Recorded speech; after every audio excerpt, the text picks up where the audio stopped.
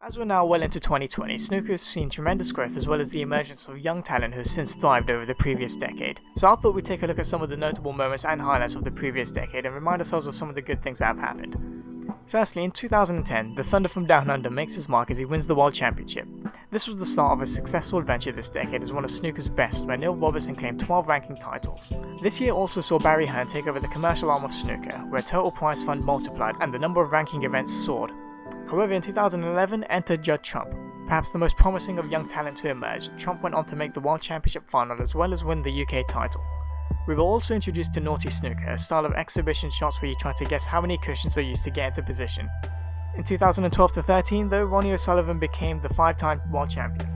This included arguably his best performance at the World Championship in 2012 and then taking a whole year off and, in his own words, stealing the World Championship again in 2013. 2012 also saw the retirement of 90s king Stephen Hendry.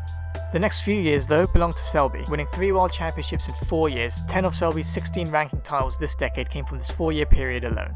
One of the shining standout players this decade, Selby reigned at number 1 for a length of time that is comparable to Hendry and Davis. Robertson also made 100 centuries in a season in 2014, while in 2015 Stuart Bingham was able to secure a memorable win at the World Championship as he became the oldest winner since Ray Reardon.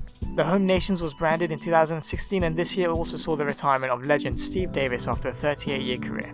In 2018, the class of 92 showed that age is but a number as Higgins makes his second consecutive world final and Williams wins his third world title, 15 years after his second. During this time, O'Sullivan had some of his best seasons with multiple ranking titles, which included a record 7th UK Championship, 19th Triple Crown, and levelling with Hendry with 36 ranking titles.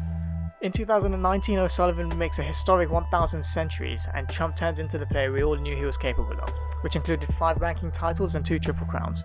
Yan Bingtao wins his first ranking title at a young age of 19, and the Coral Cup series is introduced. Another thing that happened as well in 2019 is that Mark Selby took over 6 minutes on a single shot. And these are all just to name a few. What have been your top highlights for the past decade?